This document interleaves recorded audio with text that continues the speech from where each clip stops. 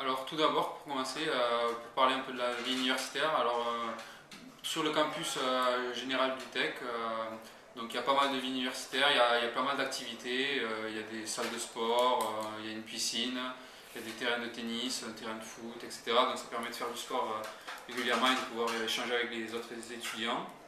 Euh, pour les gradés au niveau scolaire, il y a des cours en anglais, en espagnol, donc ça permet de pouvoir approfondir son anglais ou son espagnol en fonction des cours qu'on choisit.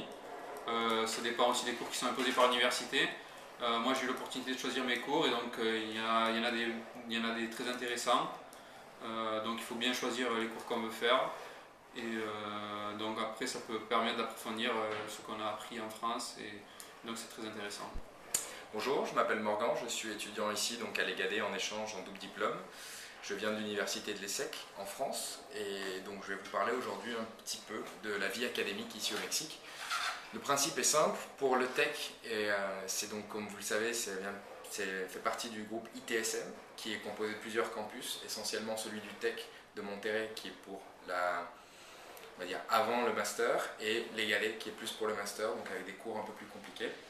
La formation est très complète, avec des cours aussi bien distribués en anglais qu'en espagnol, avec toute une attention qui est mise à notre service par le service, enfin, qui est mise à notre disposition par les services des programmes internationaux, et donc qui nous permettent de faire beaucoup d'activités extrascolaires, comme certains voyages qui sont réalisés, beaucoup de sport. Et voilà, que vous dire en bref, c'est une expérience qui dans mon cas est très importante et qui portera ses fruits puisque les cours qui sont distribués au sein de l'EGAD sont des cours de master et donc avec des personnes beaucoup plus âgées que ce qu'on pourra avoir l'occasion de voir en France. Alors, bonjour, je suis étudiant français au Mexique, au Tech de Monterrey, campus de Monterrey. Je m'appelle Mathias, je suis arrivé ici en juillet. J'ai passé un an ici à Monterrey.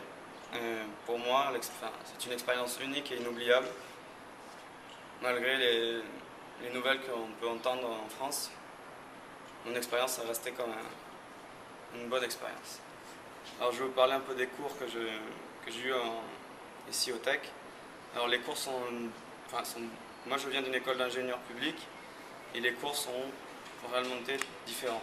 J'avais déjà 2 fois moins d'heures qu'en France et ça m'a permis donc de m'habituer, de prendre mon temps pour m'habituer, de me faire des amis, de sortir, de visiter un peu tout ce qu'il y avait autour un peu de Monterrey, de comprendre le fonctionnement des transports, des taxis, des autobus, de voir avec des amis mexicains quels étaient les quartiers à haut risque, les quartiers où l'on pouvait sortir, qu'est-ce qu'il y avait à visiter.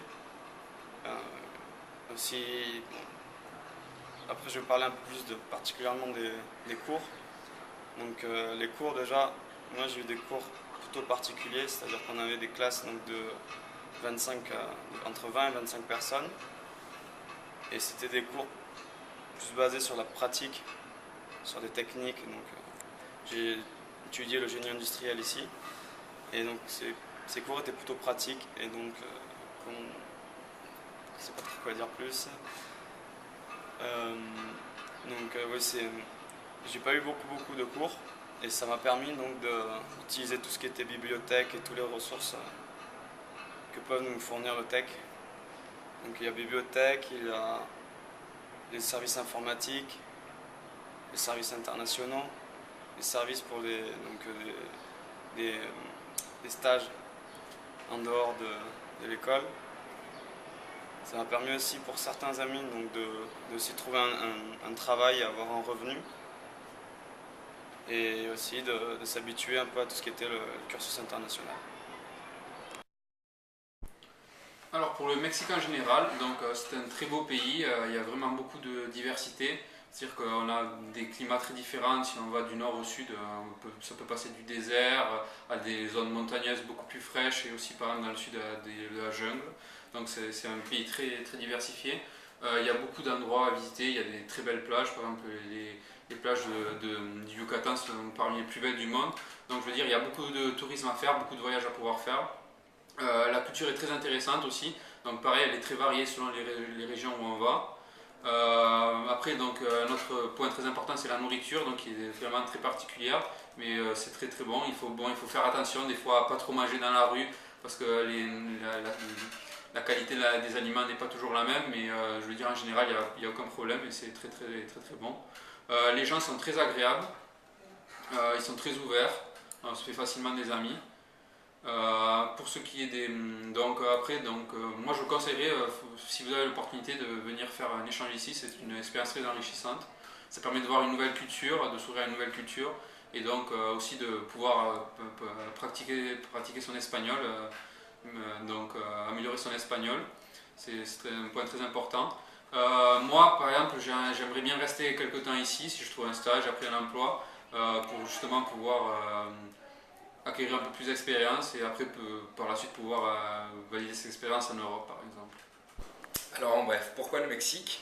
Pour moi, ça a été un choix aussi bien personnel que professionnel. Personnel sur le plan de la culture, du fait que déjà je parlais espagnol et donc je voulais renforcer mes acquis.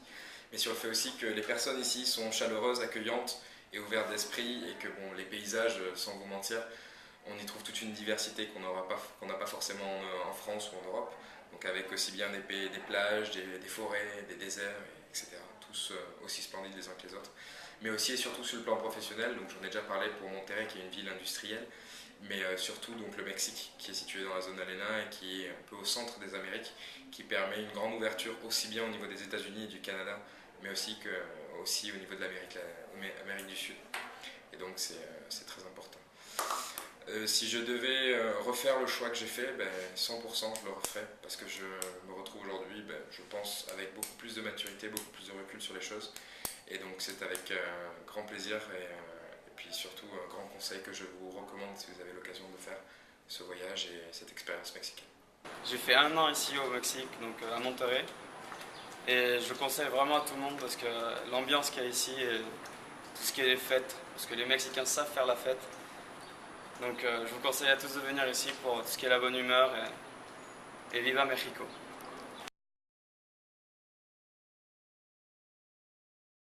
Bonjour, alors moi c'est Alban Sanemeterio, je suis donc ici en échange pour 3 mois à l'EGADE. Donc je viens de l'ESSEC, je suis un master spécialisé à l'ESSEC et donc j'ai eu l'opportunité de venir faire cet échange ici. Donc après au niveau de Monterrey, donc c'est une ville vivante, c'est la deuxième ou troisième plus grande ville du Mexique. Donc il y a beaucoup de vie étudiante, il y a beaucoup de jeunes, donc beaucoup de possibilités de sortie en soirée, d'activités sportives.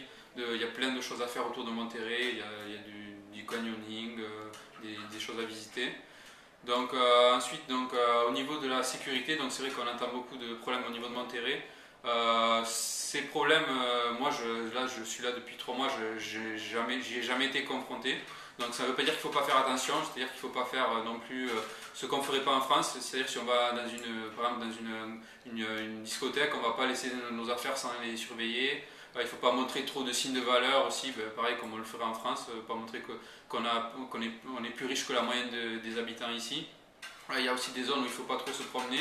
Et je veux dire, sinon à part ça, il n'y a pas spécialement de risque. La violence, il y a 2 types de violence, c'est la violence des narcotrafiquants qui elles ne nous touchent pas, c'est vraiment pas de chance si ça nous touche. Et sinon après il y a tout ce qui est vol et tout ça, donc là il faut justement faire attention comme on ferait en France, c'est-à-dire pas montrer les signes de valeur. Alors Monterrey en quelques mots, comme vous le savez c'est une ville industrielle, c'est une des villes les plus riches du Mexique. Et donc par conséquent vous avez sûrement dû entendre certaines nouvelles, certaines informations comme quoi c'était devenu la ville où il y a le plus d'insécurité au Mexique. Alors pour être très, très franc avec vous, ça va faire presque 1 an que je suis ici et je n'ai jamais eu aucun problème de ce genre. Donc ils disent qu'il y a des balaceras ou des problèmes entre les groupes narcotrafiquants et l'armée. Bon, c'est vrai, tout à fait, on ne peut pas le nier, mais ce qui est bien c'est que ça ne nous touche pas directement, donc à moins que vous vous mettiez dans des problèmes, il n'y a pas de souci à vous faire. Donc comme je vous le disais, c'est une ville qui est très riche, donc il y a énormément d'entreprises qui sont ici. Donc pour un environnement professionnel, c'est très recommandé de venir vers Monterrey. Ensuite, pour tout ce qui peut être petit conseil de la vie de tous les jours, Moi, je recommande fortement de vivre pas très très loin du tech, surtout si vous êtes étudiant ici, parce que vous avez toutes les infrastructures du campus à votre disponibilité. Donc tout ce qui peut être terrain de sport, salle de classe, bibliothèque, etc. Ensuite, vous avez tous les restaurants qui sont pas très très loin, donc si vous pouvez vivre dans la zone tech, c'est super. Pour tout ce qui peut être sortie et bon, restaurant un peu plus élaboré, vous avez tout ce qui peut être San Pedro et la zone du Saint Rito Valle. Et puis bon, sinon, un petit conseil, surtout, ne faites pas, ne cherchez pas, faut pas dire ne cherchez pas les ennuis, ne cherchez pas les ennuis, mais bon, il faut vous comporter comme en France, c'est-à-dire que comme dans chacune des villes, comme dans chaque pays, si on tente la personne, si on tente le voleur, c'est sûr qu'on peut rentrer en problème, mais il n'y a aucun souci là-dessus. Alors bonjour, donc je me suis déjà présenté, je vous ai déjà parlé un peu de tout ce qui était les cours. Non, je vais vous parler un peu de tout ce qui était voyage et insécurité ici au Mexique. Donc quand je suis arrivé, on m'a toujours parlé, j'ai vu toutes les nouvelles sur la violence au Mexique, tout ça. Donc j'avais, c'est vrai, pas mal de doutes et de peurs. Mais grâce à des conférences qu'on fait le tech, sur tout ce qui était règles de sécurité, tous les services donc, de taxi sûrs, les transports donc la nuit, et l'enceinte même du tech qui est quand même surveillée par des gardes, tout ce qui était les résidences sûres, contrôlées par le tech, et donc aussi tous les quartiers à risque et donc où on ne devait pas trop traîner.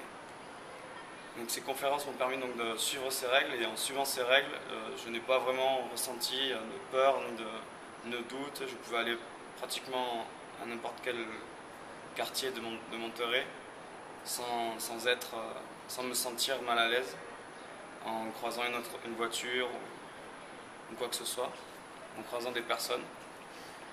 Après tout ce qui était, c'est vrai que j'ai entendu pas mal de tout ce qui était fusillade. Donc après en respectant les règles, on reste quand même relativement sûr. Tout ce qui était, toute la zone qui est autour du tech est relativement sûre. Il y a beaucoup de policiers, tout ça. Que dire de plus? Voilà, donc chaque fois prendre un taxi, que l'on fasse 100 mètres ou 200 mètres, c'est toujours prendre un taxi, ça ne coûte pas cher. Et c'est vraiment sûr, ils ont tous la radio, ils savent où se passent les événements s'il y en a un. Ils sont de suite avertis et ils n'hésitent pas à prendre d'autres trajets, tout ça, pour quelques pesos de plus. Bon, ensuite je vais vous parler un peu des voyages. Donc moi j'ai eu la chance, donc j'ai pu voyager à peu près donc, dans toutes les parties du Mexique. Il y a avec des services donc, en autobus, en avion et en voiture, en louant une voiture. Ce sont les trois façons de voyager. Donc ce que je conseille, c'est de voyager toujours avec des amis mexicains ou d'aller rejoindre des amis mexicains et de toujours voyager en groupe. Après, donc l'avion, il y a le service Viva Aerobus, donc un site où on peut voyager pour pas très cher et qui est sûr. Après, que dire de plus? Dans les autres villes, donc toujours voyager avec un guide ou un ami mexicain qui peut vous aider. Après aussi, il y a le tech propose des voyages. Moi, j'ai pas été trop fan de ces voyages-là parce qu'ils sont assez encadrés, mais c'est vrai qu'on se sent tout à fait en sécurité. On est toujours gardé, on a toujours quelqu'un pour nous surveiller. Voilà. Après, vous êtes libre de voyager, de faire ce que vous voulez, de visiter ce merveilleux pays.